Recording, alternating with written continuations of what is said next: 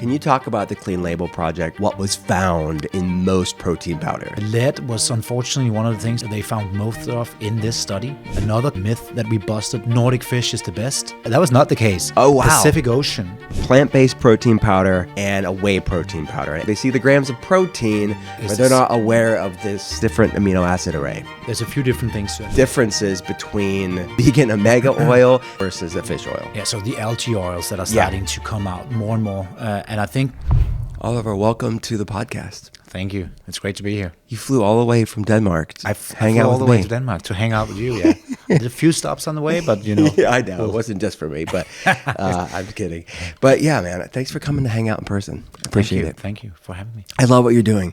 You guys have been leading the path of transparency in the protein category, which there is so much. This is the Wild West.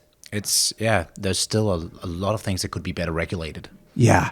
So I'd love to kind of balance that of like entrepreneurship, innovation with regulations and, safety. Mm-hmm. And how do we kind of balance the two? Maybe, I'd love to cover kind of that. Yeah. But I want to start with just setting the stage. Like, how did you get into this space to begin with?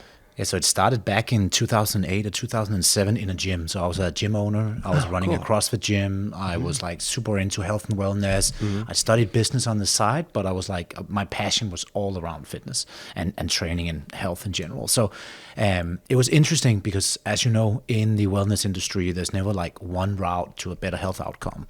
There's so many different paths that will lead to a better health outcome when it talks diets, talk training, and so on. Mm-hmm. And it was fairly early on, back in 2007, 2008, that I was introduced to like maybe increasing your omega-3 intake based on how we were consuming more omega-6s. Mm-hmm. And, I was just starting to look into then what are the key things to focus on. Mm-hmm. And when we looked at like if you wanted to add a omega-3 to your diet like a fish oil, everybody was just saying, that's great if you start taking that, but just make sure it's clean and pure. Yeah. We're like, that makes sense, right? That's to me, that's a data point, and to my co-founders, like that's a data point. Let's figure out who has the cleanest fish oil out there before we start consuming it. And we would like go into the stores and go into the pharmacies and asking, and as you probably would have guessed, like back in the days and in a store in Copenhagen, and even when we were traveling, not many people would share any data on any kind of like environmental toxins in their fish oil. So we were like, this is pretty interesting. Now we tried to research all the brands we could find. Not a single brand would share that data or had that data because they didn't necessarily think there was an issue. But every kind of functional medicine expert, the Dr. Barry Sears and everybody just was like saying, hey, remember to focus on purity if you start to take this on a daily basis in larger doses. Yeah. So that makes sense. So that's like, we felt there must be a brand out there that wants to share this data on their homepage, front and center. That was kind of the idea. So it was the impetus for Puori. That was the way we got going. And was the fish oil the first That was the SKU? first product, yeah. Wow. Okay. So what did you learn? I mean, when you started getting in and let's make the most pure fish oil on the market, what were the biggest hurdles? What's the problem with the space? I think we joke about something that we were naive consumers sometimes that asked a lot of questions that the industry was not used to. So that was definitely a part, but it kind of led us down a rabbit hole of, being raw ingredient nerds. Because it started out, if you want a clean supplement like a fish oil or protein or whatever it is, it starts with a raw ingredient that comes from nature. That means, where do I source this to get the purest fish? Like what type of fish has the least amount of heavy metals in it, if that's what you're looking at, smaller fish versus larger fish and so on. So we were like just kind of getting like a grasp of that entire industry. And then we obviously had to work with experts and scientists that had, done the work before of building the machinery and building products, but in the beginning we were really just like that consumer that wouldn't stop asking questions. Mm-hmm. So through your research and sort of immersing yourself in that fish oil space, the earlier days of Puori, what were some of your favorite fish as far as the cleanliness, the purity aspects of it? Yeah, that's a very good point, and I think people are getting more and more aware of it. But it is like the smaller fish in the food chain that's faster reproductive. Another kind of myth that we busted back then was like Nordic fish is the best. People think things from the Nordic or so on. That was not the case. Oh wow! Pacific Ocean, by far the purest anchovies and sardines. So so we learned some things along the road. Like you would think maybe, that we get this wild fish from like you kind of see a picture of Norway and something like that. But so we learned, and that obviously took us on a journey. And down that route, we found that there's actually several different areas of like consuming raw natural ingredients that are concentrated will, if they are living in an area of pollution, concentrate the bad stuff too. Yeah. So it wasn't just fish oil. Got it. Okay. So that's so interesting. It makes sense, right? From a greenwashing marketing standpoint, it sounds good because when you say Nordic, it sounds pristine, untapped. And there's definitely some areas that's beautiful and pristine and still. But you can't make a blanket statement of the entire region. No, you can't make a blanket statement. No, that's why you need to have data points because we do not want to be like either like let's say snob on ingredients because let's say that the best ingredient could found came from let's say southern Spain or like you can say China. I would say like if we don't know where is actually the purest based on data, how should we actually guide that? So you said some of the purest fish that you found was actually in the Pacific. Is there specific breeds, types of fish that you feel like? Anchovies and sardines are the one we're working the most with. Again, smaller. They're smaller. Yeah. They're fatty fish. That means also they have a higher concentration of omega-3 fatty acids in themselves, which is what you're taking a fish oil for.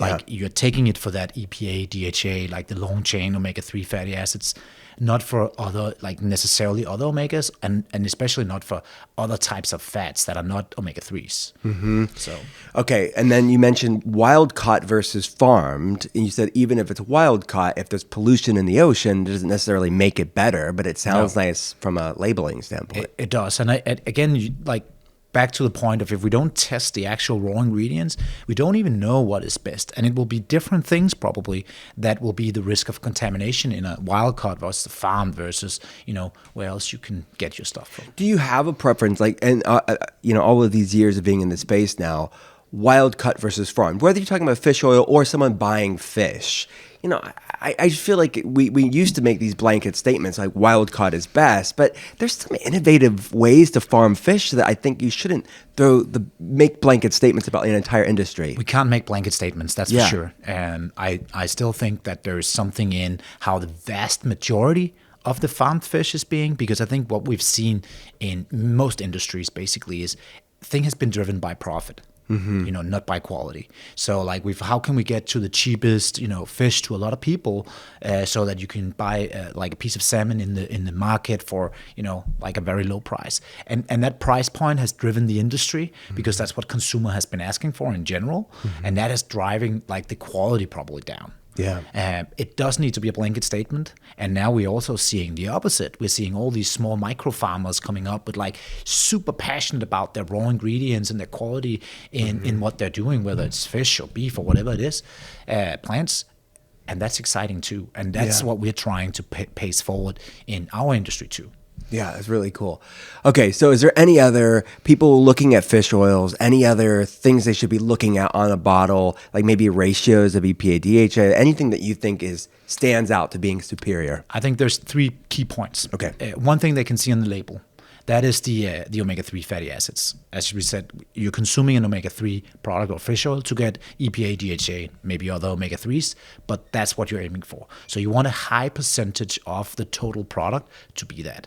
Like we're looking at an 80% concentration at a minimum in our product. That means that when we third-party test it, if somebody takes our product, they will find 80% as the minimum of omega-3s. Mm-hmm. So that's one thing. So you can look at the back. Again, this can also be tricky because sometimes one brand will recommend 1 capsule, another brand will recommend 3 capsules. Yeah. So like, wow, this looks very expensive, or this looks very... If you look per serving, it's impossible to navigate. You got to look the price per omega-3. Because that's where you'll get that in. So that's one component, the active ingredient. The second component is purity. So that's all the stuff you do not want with your fish, like the heavy metals from the sea, the PCPs, dioxins, different environmental toxins that we find in fish oil. Mm-hmm. And then thirdly, which is probably, I think, the most complicated as part of the manufacturing process, that oxidation. Mm-hmm. So that's the final measurements of oxidation in the final product. Because many brands will start to share their raw oil oxidation numbers, like a quality of certificate they get from production, but that doesn't mean anything for the end user, because how that capsule got to you through encapsulation process, packaging, all the different things that goes between coming from raw oil to the end user, that impacts how fresh that oil is. And we're looking at that final product as oxidation number called TOTOX, which is measured by IFOS, the International Fish Oil Standards, where you can see, okay, this is a fresh oil. Got it.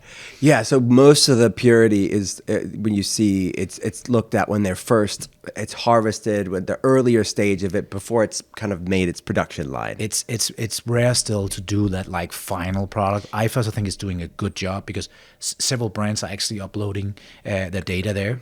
So it's not required. It's not required in any way. No. Right. So IFOS, what does it stand for again? International Fish Oil Standards. I think that's their... Yeah. But basically what they're doing is that they have like a 5-star report that they'll make. So they have 5 different criteria that they measure up against. Yeah.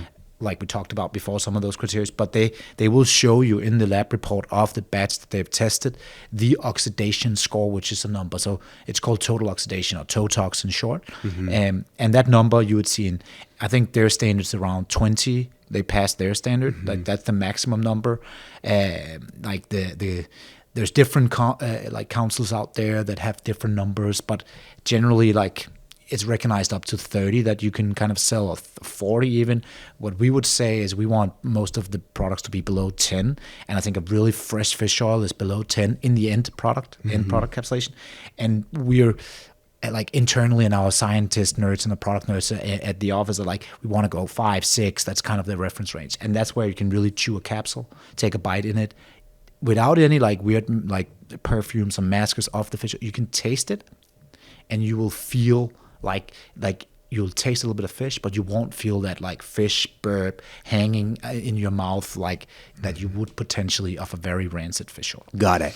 So that's a great segue. So for people that don't know, can you explain that, like the polyunsaturated fatty acid bonds, and why this is so important? The oxidation is, to understand the oxidation is important. I think you can probably explain that better than I can, because I'm a consumer, But I think like what we see when these oils goes rancid is they start wreaking havoc more than they're actually doing good stuff. Right. And like you wouldn't go to a sushi restaurant and eat a fish that would be, like you wouldn't hardly be able to chew it because it's so smelly and rancid. Mm-hmm. That make like logically no sense. Yeah. And that's unfortunately what we're seeing sometimes in these very oxidized oils, which I'm sure you can explain so more detail. These carbon bonds, these fatty acid bonds are not saturated, so they're very prone to oxidation or like a rusting, and these good oils can become inflammatory, which is the antithesis of why people are even taking it. Exactly. Right? So think of like having like high oxidated fish oil with high pollution that you're thinking you're taking for doing something good for you, because there's no happy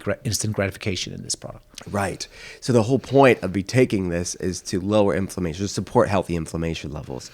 Okay, that's a really important topic for people. So when we talk about like non-whole food polyunsaturated fatty acids, like seed oils, that's part of the reason why people talk about canola oil and soybean, because these are really rancid at room temperature and delicate to light and heat. Well, omega-3s are also polyunsaturated, but they're the ones we need because the modern Western diet is so high in omega-6 seed oils, low in omega-3s from fish largely. So we're trying to rebalance omega-3, 6, and 9, that polyunsaturated ratio. But it's important, okay, if you're going to balance that omega-3, 6, and 9, making sure it's unoxidized. Yeah. Because that's the whole point of why you're doing this.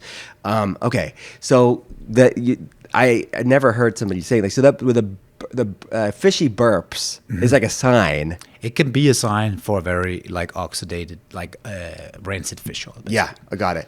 Okay, so can you tell people the differences between like a vegan fish oil, or a vegan omega oil that is sort of the alternative to fish oil versus a fish oil? Yeah, so the algae oils that are starting to come out more and more, and I think still we're at a place and time in algae concentration where it's really hard to get a potent dose of EPA DHA. So what you'll see if you look at on the back of an algae oil, you'll often see a very low dose of EPA. You'll tend to see more DHA, which is I'm based out of Denmark, meaning we are actually regulated by Danish authorities. So I can't say anything particular between EPA DHA. There's very limited like guidance I can give. That's why I'll lean on your expertise more than what I am allowed to in Denmark, which is something that's interesting, and we can dive into that in a second. But that's one side. So I think when you look at the algae oils, it's still very hard to get a meaningful dose of EPA DHA without spending a fortune. Because if you look then, if you wanted to get 2 grams of omega-3 fatty acid, which is, I would say, standard in most of the studies that are delivering results on omega-3 fatty acids, if you add that, that's a lot of algae pills. So if you look at your product, you need to consume quite a lot. So we're playing with it in our end too, and talking with algae manufacturers and looking into, like, is there any purity issues in algae? What else can we see there? But at the moment, we still feel that cost, price, quality ratio, fish oil is still superior. We believe that the algae will catch up at some point, but that we haven't seen it yet. Got it. And these long chain omega fatty acids, like the ones that are in fish and algae, are different as far as the bioavailability than the shorter chain, like flax oil or chia. So can you explain maybe the difference of that? Because they could see maybe a flax oil as being an alternative to fish oil, but it's really not. It is really not. First of all, it has probably a fairly low amount of omega-3 still. Right. It's still, it has omega-6s, right? And still omega-3, there's a little bit. But the other part is called ALA. So it's a short-chain fatty acid, which needs to be converted in the body. And I'm sure, as you also have seen more on your side of the patient, it's very different how good people are actually converting this into what the body can use. So when you're adding it as a supplement, I would still try to consume all of these different omega-3s, like we're using them in our smoothies and foods, getting nuts and walnuts and, like all the flax seeds and different things that we can in food. And I think that's a great add-in. But if you're supplementing with it, I would still supplement with the quality fish oil. Yeah. So for people that are listening to this, and just to repeat myself a little bit, but just to put a pin in this, that this whole conversation on seed oils, it is partly, yes, it's the production and the manufacturing of this and the sort of problematic aspects of that, but it's largely a conversation around polyunsaturated fatty acids. It's largely an overconsumption of processed, refined omega-6 and not enough omega-3s. Just to repeat myself there. Because it's like, it's one thing to like decrease the things, but it's like, what are you replacing it with? Exactly. Yeah. And what we're seeing, these different ratios of American diets or Western diets in general, like 1 parts of omega-3, somebody's saying 15 to like 50 parts omega-6.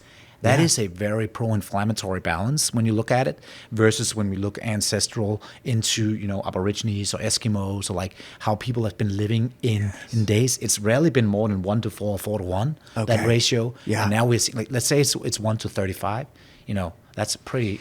I love that you brought this up. I love it. So let's go back there. So these ancestral ways of eating, what are some populations that are researched, and what is their, if you could repeat that, omega-3 to 6 ratio? So I'll some of the research, and our team has looked into it more than I have, but if you look at, for example, Eskimos, you're seeing they were consuming way more like fatty fish, and they were not getting a lot of like vegetables on the North Pole during wintertime. So they were getting way higher doses of omega-3 fatty acids. That was one of the things we were looking at.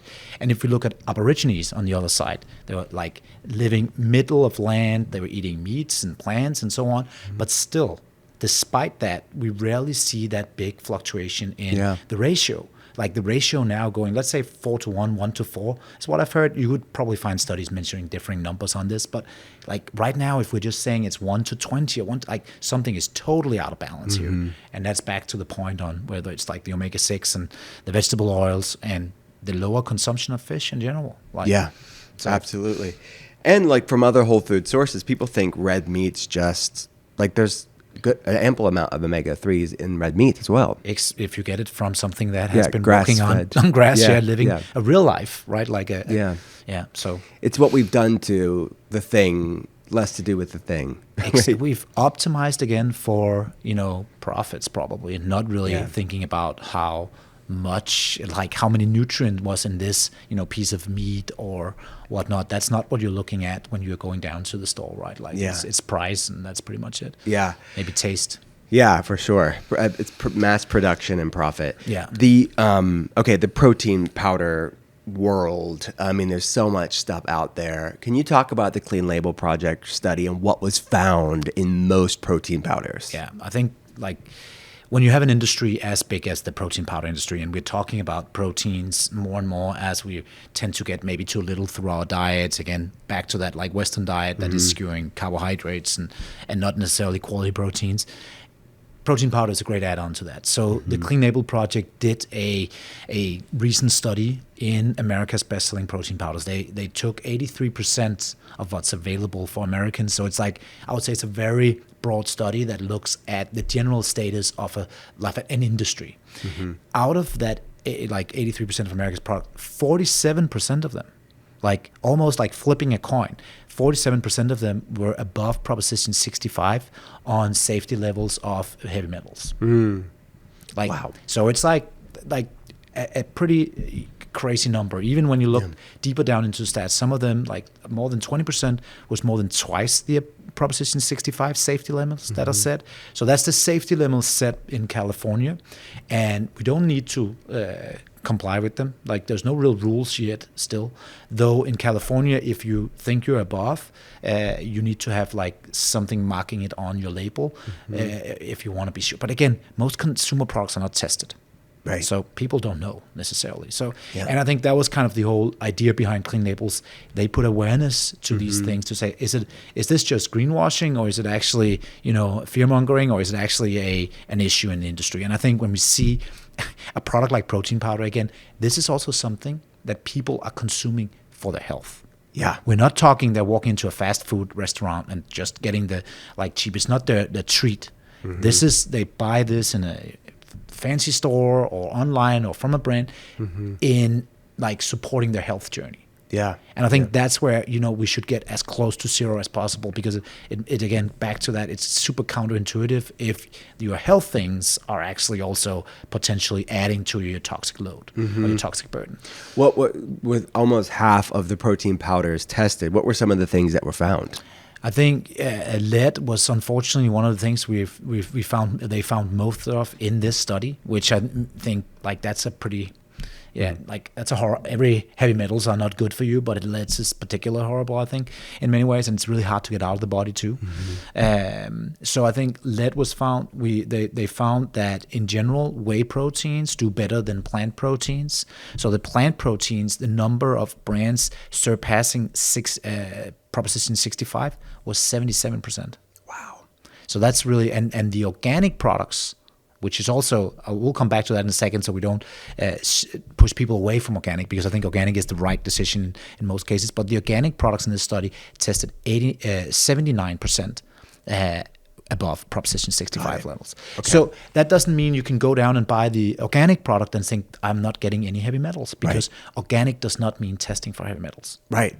So it's and heavy metals are technically can be organic. What it doesn't mean just because it's natural doesn't mean it's good. No, right? exactly. And it's something that is like, it's accumulating in the soil or wherever it's coming from, in the water, and that ends up in the finished products. So when you're concentrated the protein to make a protein powder, you're also concentrating, unfortunately, some of the stuff you do not want. Right. It's in the process, the concentration. It is in the plant, or it's in the whey, or it's in the cacao bean and whatnot. So and it's one thing to be having small amounts of these things here and there in a diversified, but people are having some of these things every single day. That's to your point. That's one thing. And some of we've seen like athletes or people that are adding 3-4 times the amount of the daily serving, because when Clean Label Project do these type of studies, they look up against the daily serving of the brand. So it could be that you're actually only seeing a 10-gram serving of that brand. That's also where there's a nuance in understanding this, because some brands will say 20 grams of protein in the serving.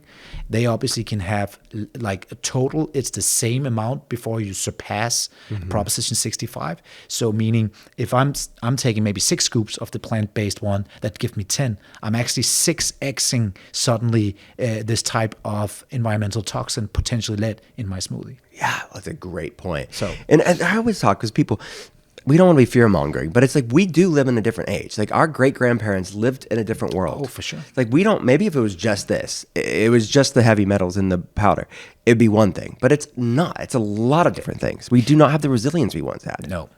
It's and again, when we're taking, I think there's there's some areas like when I'm buying dark chocolate at night, like I love dark chocolate, and cacao is another complicated one. And in the studies, they also found that cacao protein powders do generally worse on the heavy metal side compared to the vanilla protein powders. Yeah, so if you makes don't sense. have any data from the brand, like my advice would be buy something that's unflavored or vanilla flavored, buy a whey protein to begin with, at least if you're concerned about the heavy metal side. Yeah, because if you could explain like what's happening, like when the plant that's growing in the soil, some plants are just better at grabbing more of those heavy metals, right? That's one component. The other component is where these plants are grown. So like the soil might actually have a higher amount of, say in plants it's often lead and cadmium that we're seeing. In cacao it's often lead and cadmium. So when you look at a cacao protein powder. Cacao is a phenomenal ingredient by itself. So let's not I really like cacao. And I don't demonize cacao. And I think it's really nice to be able to take like a nice quality raw ingredient and use that as a flavoring. Right. So I think from all perspective, great. Unfortunately, again, when you're concentrating that into the powder form, we can see traces of cadmium and lead. And that's back to the dream, and what we've been trying to do is that every single batch of every single product, when there's a risk of contamination, and we can see that in protein category study, there's a risk of contamination, should, in our opinion, be tested up against like what they're in risk of, exposing us to. So for this, heavy metals. If you have that third-party data at the end user level, consumers can make educated choices. Yeah. And brands will have to push towards higher quality, and manufacturers will have to, demand more from the raw ingredients and so on. And suddenly we get like a positive loop that we can push for. So that's the game plan. That's the game plan. Yeah. That's how we get better, because in general, human beings, we want to do better. Yeah. Like that's where we come from. I don't believe that any of the brands are doing this on purpose. I do think that there's some that's getting an awareness of this, that it's there, but they have no idea what to do. Yeah. So we're also trying to say, how can we, lead the way and show, okay, it's possible to do it. It is harder, and I will tell you that our supply chain team at the office, when we classify some of our ingredients as higher risk, and that means we need a separate checkpoint. So when we're getting new peas in for a plant protein, or cacao in for our protein powder, our whey protein powder with cacao, there's a test of the batches of cacao beans prior to getting in. Our own lab test, not the test we can get from suppliers. They don't have to deliver those type of details, but the test that we're getting in our own lab, so we can benchmark up against like what's our own feeling, and what we can see from the same, from the same lots, almost from the same farmers, we see variation. And if that variation is, let's say, 3 or 5x, that's the difference between a product that is above Proposition 65 or not. Yeah. And so much of this, how much of this is connected to, you mentioned the soil, but like what we've done to the planet soil as a whole, right? This is why it's such a call for regenerative ag on a mass scale. Exactly, because this is, some of this stuff we are just starting to see coming down the pipe because of, like, if you look at waterways, it might take 50 to 100 years for all the crazy things we've been doing to treat the planet in a non-organic way before it actually ends up in the water, before it comes back up at the plant, before it ends in the meat. That cycle can be, unfortunately, very delayed. Yeah. Depending on. I was talking to somebody in the organic A2 dairy space and talking about the industry. And obviously, these people come into this world of better for you options, right? Organic options, right? Grass-fed options. And they were talking about certain brands that tested higher in forever chemicals and PFAS.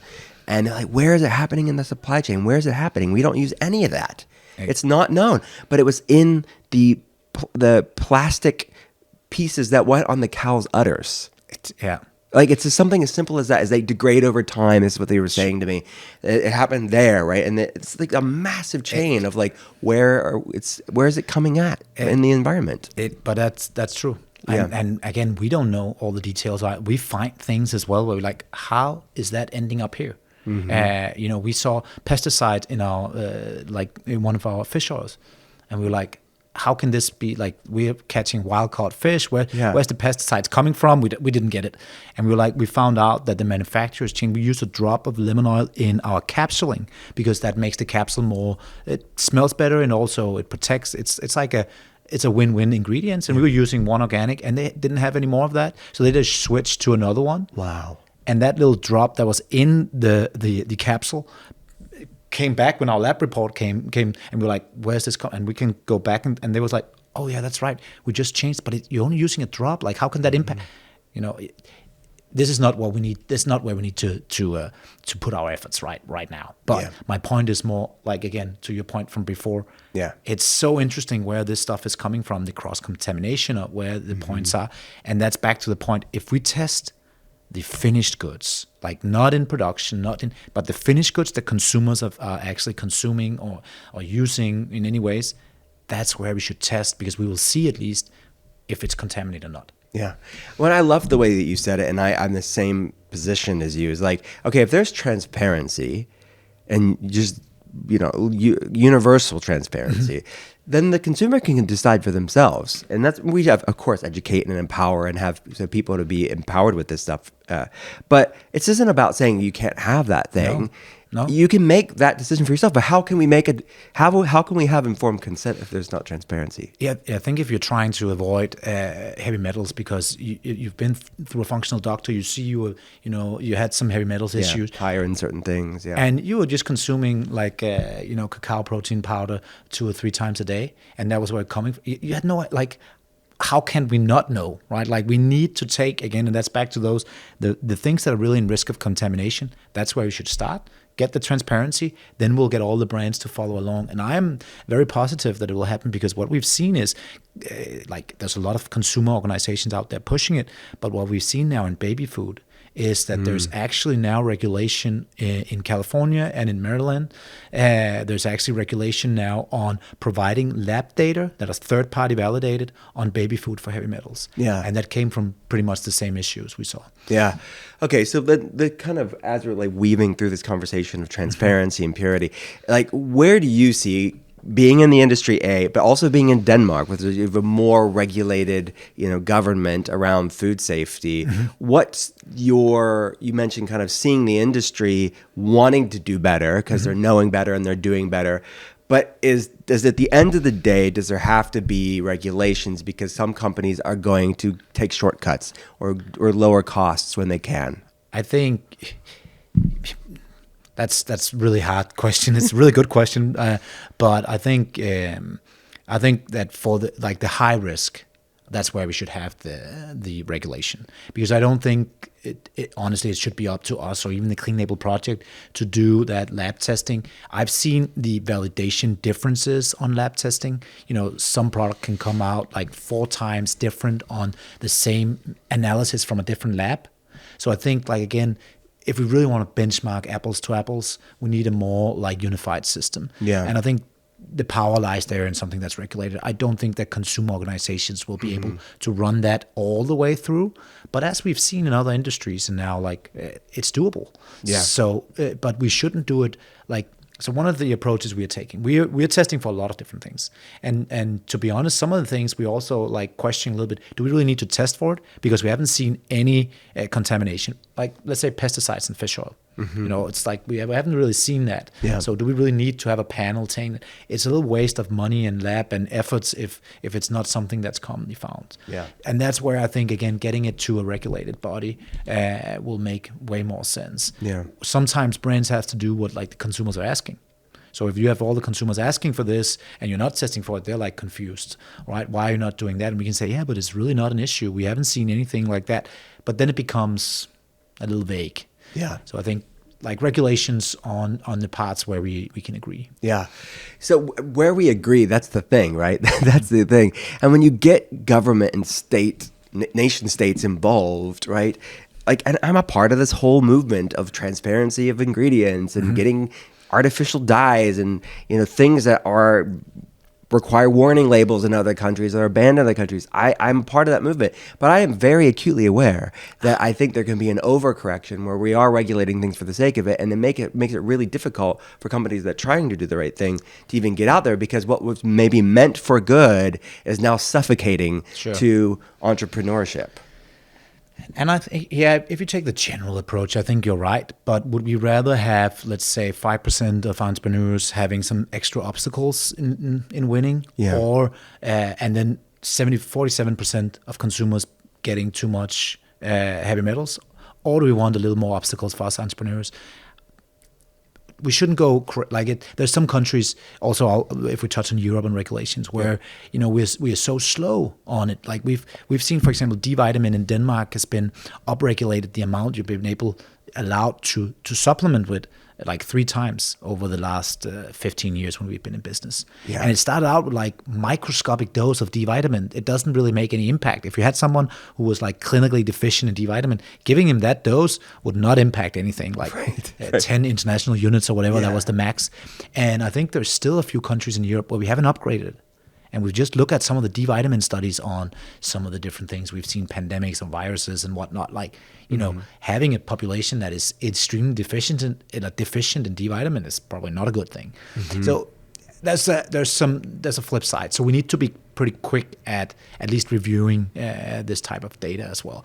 So I would say one good thing that we can take off from Europe is the European food safety, where you basically say there need to be some kind of studies prior on these chemicals before they're introduced, not the other way around, that you can put them out there, and then that means that gives you some guardrails. And I think that's a good way to start also in US. I think oftentimes, again, this is like a human thing, but the truth is oftentimes somewhere in the middle.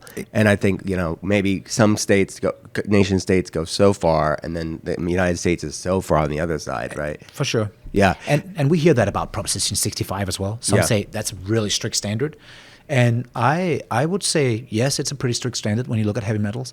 But again, if you're getting contaminants from so many different areas, and this is just one serving of one product that you're using, I would at least rather want a little bit more strict than a little loose. Right? No. And again, like if the test results are there, then you can make the decision for yourself too, right? It's like really what is good for you. Yeah, so that's what we've been trying to pioneer, and we've actually been doing it now.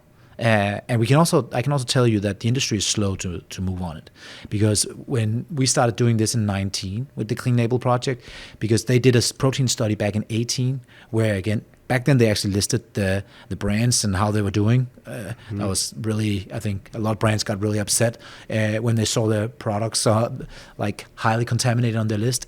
Anyway, we reached out to Clean Label Project after that test and said, hey, we want you to test we want you to validate all the batches we do, not just one snapshot of the category. Every single batch, every single product, put a QR code on our label, and people can scan it and see for themselves. That's our dream. And they were like, oh, it's so nice to get this kind of inbound, because we've gotten so much negative inbound on why are you doing this type of bashing us and so on. So they were excited about it. But now when we look forward, we've seen the positive is there's probably several hundred supplement brands now in the Clean Label Project certification, which is great. But there's only one that have taken the 100% transparency pledge. So it is harder because there's no way around it. It's not just one lab test on a batch once a year.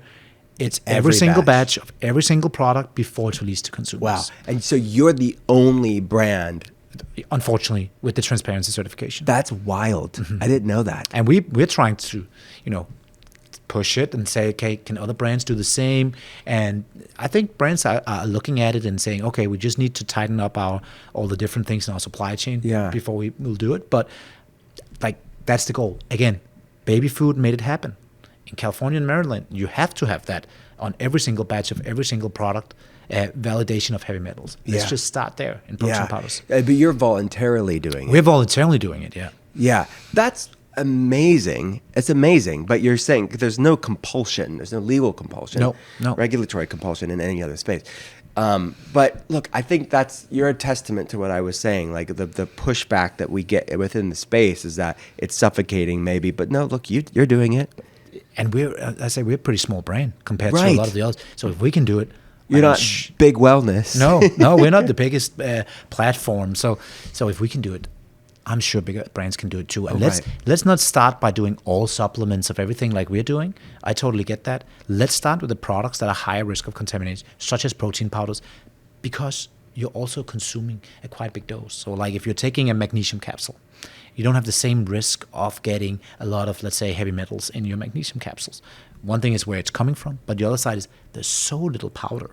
So it's like we're talking micrograms, right, almost, versus if you're taking 30, 40 grams of protein powder. So let's start where there's the biggest risk. Yeah.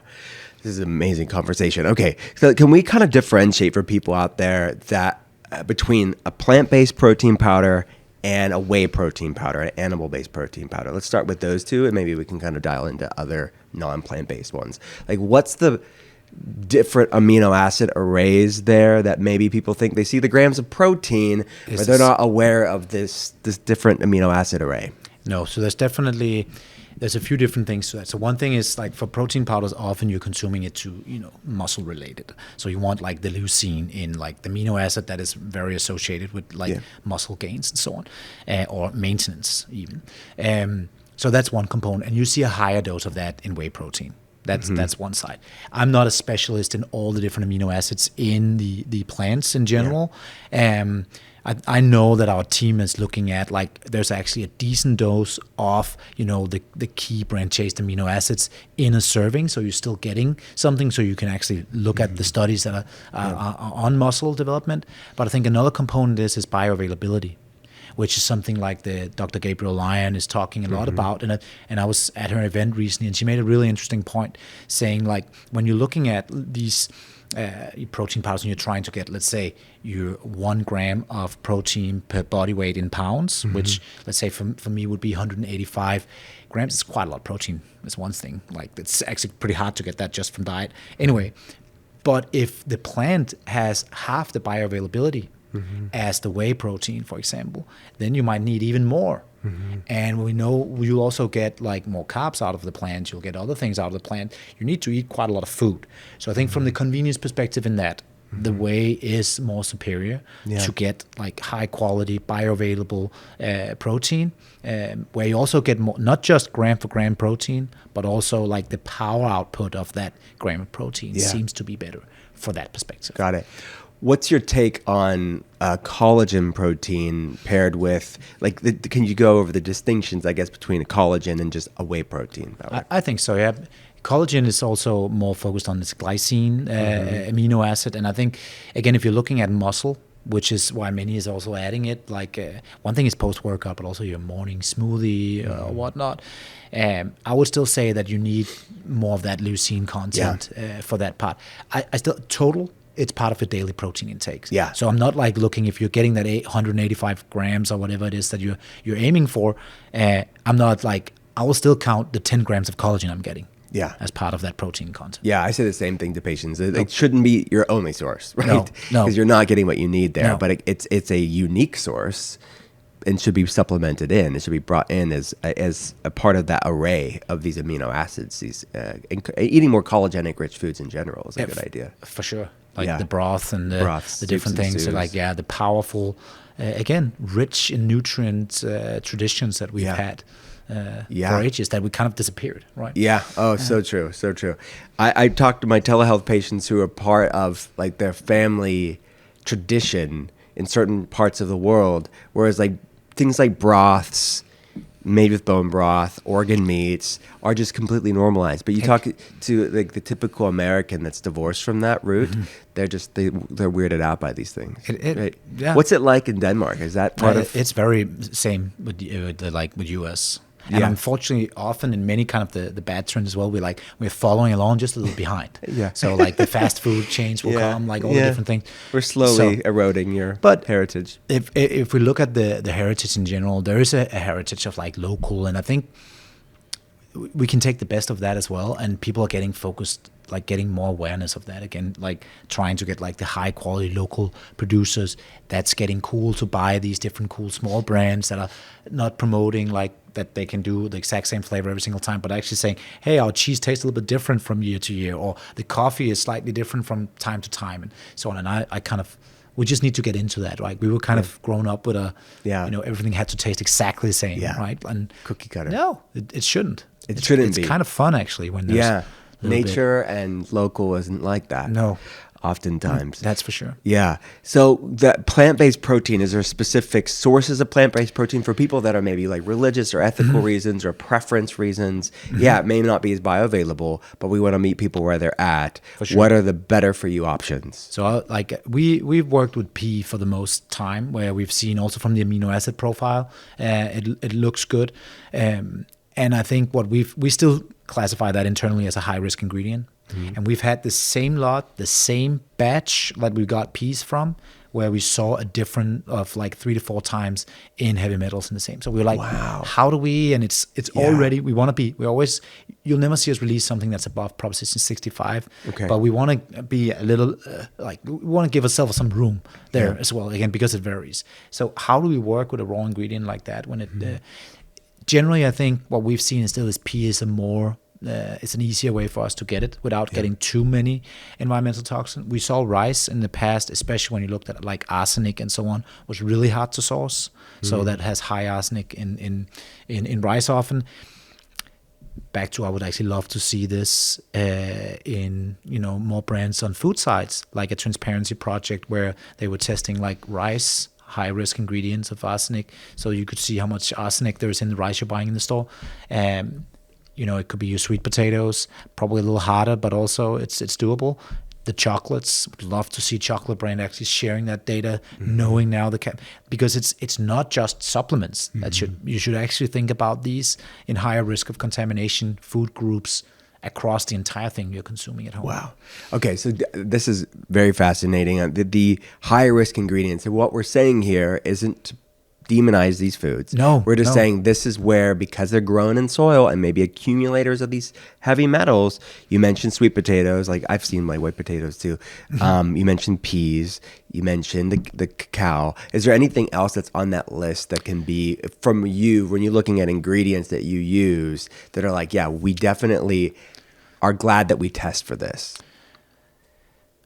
that we haven't talked about The collagen was actually the last part, because it's also a protein coming. So we also see contaminants in collagen. And we see that hitting the news every few years, right? We do, yeah. Yeah. So I think that's definitely an area where we see it. I would also start, if I was consuming a greens product, I would pay attention to that. The good call out. The concentrated greens. We've tried to create that product. I'll say it's 7 or 8 years ago. We couldn't create it with our standards. It wasn't possible to do it consistently. I'm sure it can be done now, so I'm not like, but I would just be aware of those type of products. What else? I think we hit the big ones. Yeah, there. Those are great ones. Like salmon and fish. Like if you're eating fish in general, tuna, stuff like that for mercury. I think that's more well known. Yeah. Okay, but that's a question that I get, that I think I'm thinking of the listener right now, is that they hear all this stuff about of impurities within the oceans and how the oceans are contaminated, and then they think, okay, why should I even eat fish? Because I'm not going to sit there. I can't test everything out there. So do the benefits still weigh out the risks, or is it the other way around? I think the benefits outweigh the risks. So I would definitely consume fish in my diet, but I would probably try to not consume just the exact same. So here's how sophisticated it gets from my chocolate consumption at home. I am buying various different chocolate brands. I still buy organic, even though, like, let's say we saw that, because I do not want pesticides. And I know that the organic cacao farmers generally do a better job on like trying to build a good ecosystem and, all the other things around it. So I'm buying organic, but I will rotate. So I'll buy from various.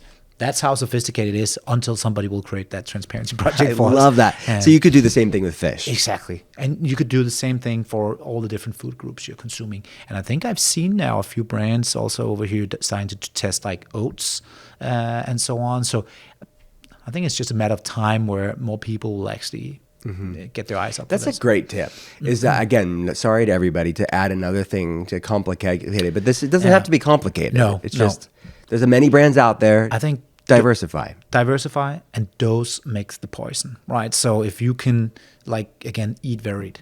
You're not getting the exact, if you and I was this guy back in when I was like totally in my gym years and like mapping everything out with like zone diet like many years ago. I was like, I have 8 macadamians, all that piece of salmon I had, like, so it was it was not very varied. And I think if you vary, it's a good thing, even within the same food group, and over here you can get Japanese sweet potatoes, regular sweet potatoes, like, mix it up a little bit. Yeah. And with the fish, like you said earlier in the conversation, these smaller fish like anchovies and sardines. Any other fish that you think are like should be brought on the list that are lower? Yeah, mackerel for sure. I think those are. It's also phenomenal food to eat. Like and even salmon. Like it's good quality of foods. There's a lot of good nutrition in them. So I would like highly recommend that.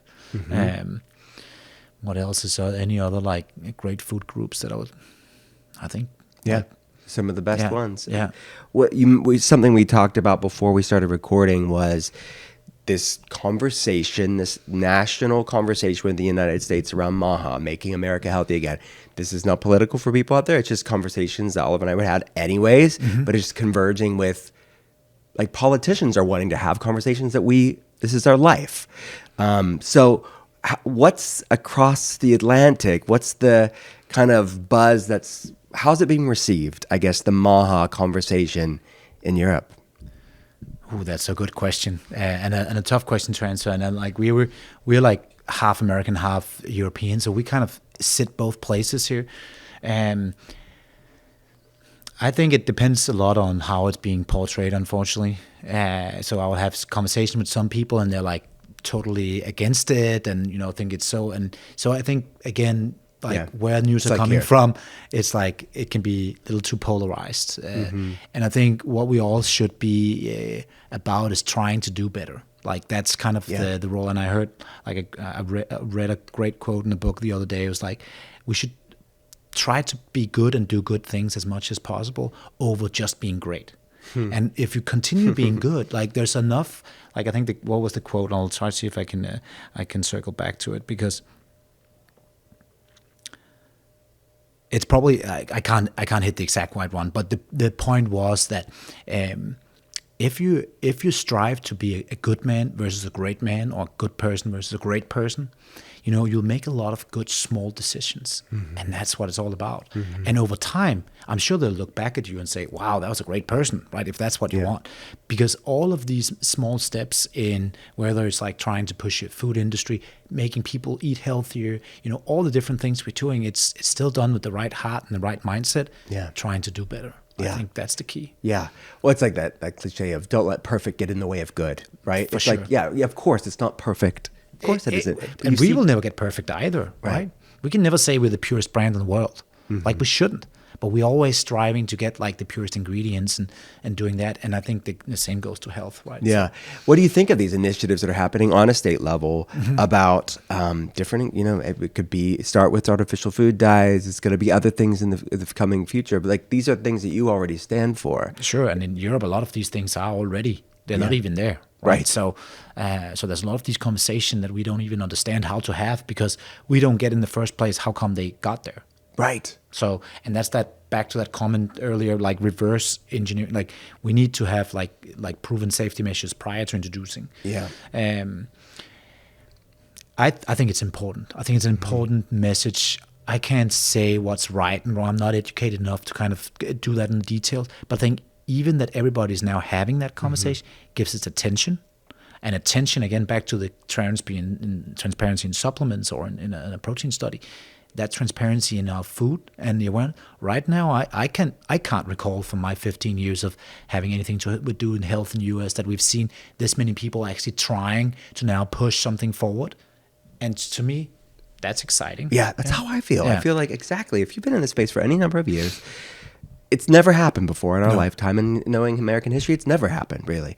And I think of just the amount of, even if you don't like the politics side of it, it's just the rising awareness of the average person. I was on a call a couple of months ago with some heads of Walmart, and like the Walmart consumer wants to be educated about this and asking questions about the things that are on the Walmart shopping aisles. That's a positive thing. It's a positive thing. Yeah. It's a total positive thing. So yeah, I think there's a lot of different parts of things going on right now across, like, just also the good things social media have driven, like the consumer awareness of certain things. They can suddenly actually get to pieces of information and data points to make more educated guesses. So like, or educated choices and not guesses. Yeah. So yeah. I don't have the right solution, and Europe doesn't have the right solution.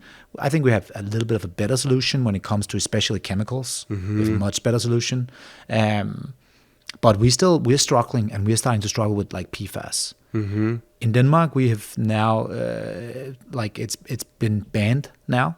So you can't use it, but like the grace period that brands had was like very long before they had to like have it phased out of production of whether it was like apparel or cookware or whatever it's been.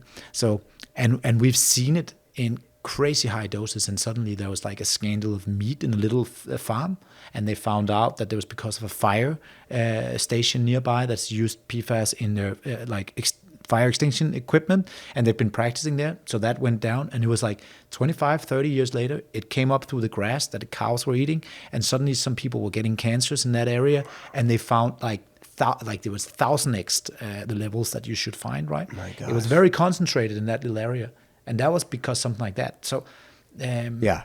That's the thing, is that we sometimes, especially around these conversations around chemicals, we use Europe as sort of this like, look, this is better, but it's not perfect there either. It's not perfect, no. Right, but they're at least having better conversations and more transparency with this.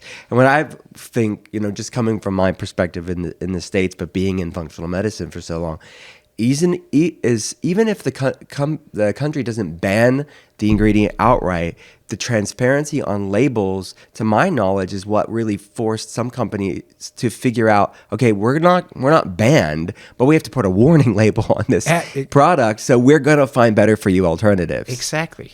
That's also the idea with Prop 65, right? Yeah. So I think that's exciting. And again, US is further on baby food now, with California and Maryland actually having laws saying you need to show that. Yeah. So like, US tend to be on the forefront of things, but also have a big tail end. Yeah. I think with like, there's a lot of stuff. Yeah. So you have both sides. For sure. So something you gave me, which thank you so much for the gifts when you came here. You brought me a book about Stoicism. Yes. How long have you been studying this? I have knowingly I've read that book I gave you for the last 4 or 5 years. So you read a page a day. Yeah, it's Ryan Holiday's. It's Ryan Holiday's Daily Stoic. So yeah, credit to Ryan Holiday. Yeah. I think he's a very exciting author and has written a lot of good books on Stoicism and how to translate something as simple as doing good, being a good person, around the 4 Stoic virtues, which is wisdom, like educating yourself and getting in. It's temperance, it's courage, trying to do new things and so on. And the last one is justice, like trying to help others as well. And temperance also, like the drive, the you're not giving up, but you're also not over consuming. It's a wonderful. And he's written books on every single one. But the Daily Stoic that he's written is just like such a good little. It's one page you read a day of some kind of ancient philosophy. If it can be from Seneca or Marcus Aurelius or one of these great ancient philosophers, and then he translated into the like newer times. He put his spin on it, or he picks up this person or this leader who was using this as part of his philosophy. So it's training. Like being good within the 4 virtues of Stoicism is like working out. Like it's not something you can do from day to day. It's like just training, and if you keep training that, I believe you're building that, resilient, positive mindset, which is also so. It's goddamn important in these days, good. right? So, what has Stoicism taught you the most with those 4 virtues? What's the biggest, shift in your day-to-day life and how you see the world or respond to the world? I think from being a young entrepreneur, when I was a younger entrepreneur, I was very driven as a person, competitive, and so on. I think the justice and doing good, I've learned so much from that part as well, and I actually really appreciate it. So I just maybe neglected it a little bit in my own race to become better personally. I definitely saw signs that I really enjoyed that, because if I look at what have been one of my most rewarding, jobs over the time, it was when I was a personal trainer. Like that one-on-one connection with people and taking them like from a base point. Some of them was good base point, some of them were not so good base point, but to being like healthy and happy and passionate, and then some of them took it really far. It was an amazing journey. Like that was really, I think, important part of it as well. So I think I've tried to incorporate that in the leadership and how we are thinking as a company and so on. And we call ourselves, we're on a marathon. It's not a sprint. We're not like the fastest growing. We've been around for 15 years. We grow and people are happy and the culture is great. You know, there's a phenomenal group of people in our company, and we believe what we're doing will actually play a role in pushing at least a few parts of the supplement industry towards more transparency. And if we can do that, you know, happy days, right? Yeah, so good. So you're on a mission. We're on a mission. Before you go, you know, the podcast is called The Art of Being Well. At the end, we have Your Art of Being Well. What's the worst tasting healthy food that you eat? You don't do it for the taste. You do it for the health benefits. I sometimes make some really gnarly smoothies where they are like, even with, I try to, it helps adding protein powder to it, but like where I just use too much of like super green ingredients, and it's like, it's broth, it's like a lot of different things, and my kids are probably saying it's even worse than I am. Like I can kind of chuck it down, but I can also see what they're saying when their smoothie tastes a little bit of cow and so on, and not what they used to. So the smoothie tastes like a little bit of like cow, Dad. Yeah. So I think that is probably where I push it maybe a little too far. So you're putting broth in this? What else are you putting into this smoothie? So we'll use the green tea that from the day before. So we'll have, like, my wife and I drinks green tea at night. We'll use the rest of it as the foundation. Then we put broth in.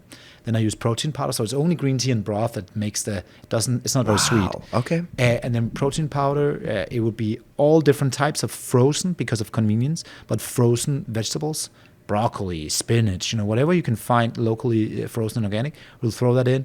Lots of berries. I'm so fortunate to have a mom and a sister that has a garden, and they do a lot of berries. They don't consume all the berries themselves. I actually get some of these berries. Sometimes they even have it made and put in the freezer for me so I can like throw it in. So it's really delicious. So it can be blackcurrant, raspberries, blackberries, blueberries, like anything like that.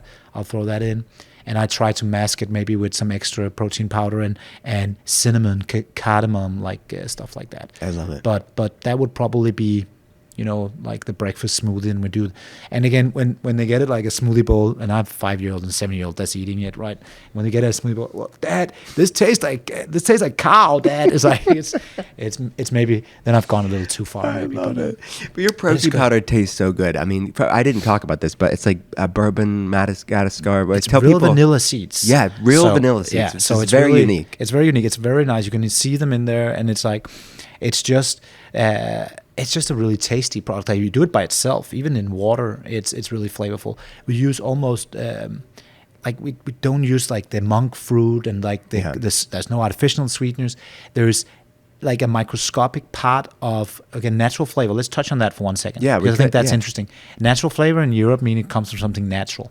Yes. So we have like a concentrated vanilla in the natural flavor and a little bit of stevia in the natural flavor component.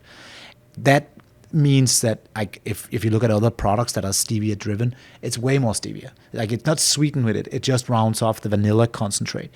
And then it's real vanilla seeds. And then we use 3 grams of organic coconut sugar. And that's like, we normally say, people like, oh, why are you putting coconut sugar in your protein powders? And I get if you were like super keto carb, like you didn't want any carbs, but we actually say 3 grams, it's the equivalent of a bite of an apple. Bite of a banana. It tastes phenomenal. It becomes almost this creme brulee flavor to the vanilla to it, because the burnt of the coconut with the real vanilla, and then we don't need those like artificial and non-artificial natural sweeteners. We don't need them to do the sweetening part, and we feel that's a really, really good tasting. It is like a creme brulee. Vanilla. Yeah. And if we make this to the kids in like a milk or something like that, they would drink it any day, right? Yeah. We actually stir it in like Greek yogurt or in the oatmeal or something like that, also to increase like protein content in the morning. That's a great idea. That's a great idea. I'm trying to get my daughter to have more protein. That's a great idea. That's a good tip. I'll do that for sure. She's 16, so she's she should be doing this on her own, but I'm like, you still got helping her out. Still got it. She had a good resource at home, right? She has Free consult with Dr. Volkol.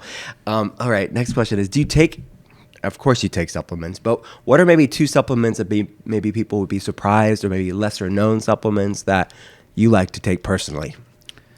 Yeah, so I normally say like there's a basic foundation of supplementation, and it's often like the omega-3, the magnesium, the vitamin D, like really a foundation. It could also be a multivitamin as a foundation. I do take other stuff, protein powder, collagen, like if you call that supplements. You have an amazing creatine too at Puori. Creatine, I think that's actually on my top 5. So a creatine with a little bit of taurine in it. I would circle, probably that's something that we don't do. I would like cycle through different probiotics, just from different brands. And I use other brands, and we have one as well, which is basically more of a prebiotic, because it gives you 4 grams of prebiotic fiber in the stick that we do. And then it has 2 strains of probiotics. So I would cycle different brands of that. I'm playing with, and I'm trying to stay on the same regimen and then say, okay, what happens if I add Timeline, Mitopure, like urolithin A for a period? Do I see any benefits out of that? Mm-hmm. So I'm obviously aware of some of the other cool brands out there doing good stuff. So and I'm playing with that as well. Very cool. So, where's the place you haven't been to that's on your bucket list? Japan. Yeah. Yeah. I don't know why. Yeah, I haven't been there. I haven't traveled the world. Oh yeah, it's on so many people's bucket list. Yeah. Like when I ask that question, the number one is because no one takes the flight out there. Yeah, and I feel like I fly so much back and forth between Denmark and US and family as well. So we're like, but I really want to go there. I think like the craftsmanship, the virtuosity approach. It's something that we as a brand. So we normally say we do the common products uncommonly well. So like the fish oil, the protein powder, the collagen. Fairly simple products. We're not the newest, like super technical ingredient, but we try to do them uncommonly well. And I think that's kind of the craftsmanship of like the concept of ikigai in Japanese, or like just the virtue that you see a guy that's making sushi putting into the sushi. I think it's fascinating. Yeah, you do have a sort of Japanese ethos. There's a little bit of Japanese ethos in there. As a company. Yeah. Some place you have been to that should be on other people's list? Copenhagen, Denmark. I think you should. I think, and come by the summer. Okay. I need to make it. I need to make it there. It is it's getting more and more popular on this because of the food scene is from a different planet. It really is. Both like the super fine food, but also like the in between. So I would say for that. And then it's like you can swim in the harbor. People are staying out all night long, biking around the city. The atmosphere is so like we've been caught inside all winter, and now they're letting us free. And I think that's where when people say Denmark is the happiest country on earth, they've been there during the summer. They haven't been there during the winter. So I would come during the summer. What else? Like I love the Northern California as well. Like I used to live in just outside of San Francisco, so just experiencing like the nature, again the food, and there's so many places I would love to go. What's your favorite restaurant right now in the world? And when you're there, what do you order? That's a tough one. I haven't pinpointed down to one. Like I have a few. I'll say, okay, I'll take one in Denmark, because otherwise I would have had to say something like True Food or something like that here. And I know a lot of people know that, and it's a great place, and there's so many good things on the menu. But I would say, and it's also great with families. Like it's great to bring your kids. Yeah, it's a True Food kitchen. So I really shout out to TK. Shout out to those people, because they're doing a great job. Mm-hmm. I would go to Steaks and Sushi in Denmark. And I think they also have in London now and a few other places. But it's like the quality of like their yakitori and sticks, Japanese style, and their sushi is phenomenal. You can get like a salad with like all the nice vegetable, like avocado, sugar. What is it called? The pea, is it called sugar peas? Oh, edamame? Edamame, also edamame, but all the different like fresh things, and then like black cod in the salad, king, like a lot of different fish in, and it's done very well. So that's very cool. Steak and sushi. Sticks, like sticks and sushi. Yeah, like a meat stick, basically, all plant. It's also plant stuff, very cool. But it's really well made. Sticks and sushi. Yeah, we come there very often. Even the kids love it. So I love it. What's the weirdest thing you've done for your wellness that you're willing to admit on a podcast? And weird is relative. I know that, but you know, I'll throw out a few weird things here. You can judge which is the weirdest. The pie diet. I was very skinny growing up, and I was doing a lot of bodybuilding. People said that I couldn't gain weight, and I was like, I can gain weight. It will take some time. So one of the diets we did was like the strawberry pie diet, and that's also because I love strawberry pie. So we were a group of young people at the time. We were just out of like high school age, and we were, in our 20s, and we were meeting like 3 times a week and like getting a full strawberry pie after our bodybuilding session. So like you needed a reason. You like just pie. It's a pie diet. There's a diet for everything. There's a pie for everything, but there was like these strawberry, like again, that's amazing. Yeah. So what was the outcome of the pie diet? Gaining weight. so job well done. Yeah. At that point, that was the goal. We also did like the weird like gallon of milk and So all the bodybuilding. I was very skinny, so I really wanted to gain weight, and I was looking at like bulking and what was people doing in the U.S. That's actually how I got into. Oh yeah, we're good at bulking here. You're good. You had I was looking at all the American college players and what were they consuming and following the training programs. Also, part of how we found like CrossFit back in the days. I started the second CrossFit gym in Europe, so it was really early days on that. So that's amazing. I used to be like the regional director of CrossFit in Europe. That's so cool. It was you fun. have lived a million lives. But it's all been in health and wellness. Yeah. But it started out in eras. My early 20s. Yeah. Amazing. Any other weird things? I would say, if you ask my wife, I'm sure she would come up with a lot of things I do weird. I think people in general think I do a lot of stuff. But I try to do certain things for a period of time and see if it works. And if it works, I'll implement it into my diet or my lifestyle. It doesn't have to be diet as is.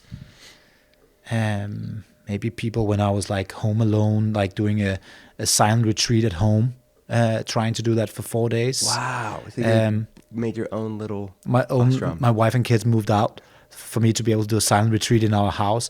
I was also recovering from a concussion. Okay. So they were like, it was like part of it. But then I always dreamt about doing, like going on a silent retreat, and I tried to incorporate my own. I was just listening to like chanting that was kind of the only thing I was experiencing all day. So if people walked around our house and saw the red light panels glowing and the weird like sound, I'm sure I got a text from a neighbor once. It's okay. So this is pretty weird too. I did red light therapy in between my strength training sets, fairly naked in my basement. Yeah. And my neighbor could actually see in from there. So they're like, what is going on over there? And I was like, I was just back squatting and then up against the red light panel. Hey, man, that's a day in the life over at the Cole house, for sure. But having your family leave for your quiet retreat in your house is a great answer. I've never had it. But, like the context is you were healing from a concussion. That was the point. We were trying to see if... how much better would I feel without any external stimuli? Yeah, I'm sure they went to a nice hotel, family members, right? They weren't just like they on the street. They were not on the street. No. They went. We're fortunate that we have grandparents nearby, and they love taking them in, and family.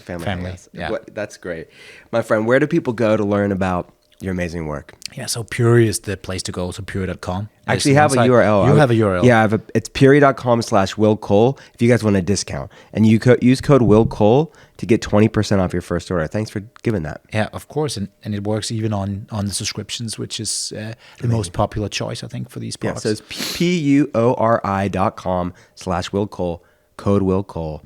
Yeah. What would if you had to pick what would be their first order, what should they put in that shopping basket to try things out? Protein and omega-3. I would say those are two. Maybe creatine now as well if they're getting into that and grasping that. I think for so many of us, there's also women health in general, playing with that is interesting. So those are probably the top Amazing. three.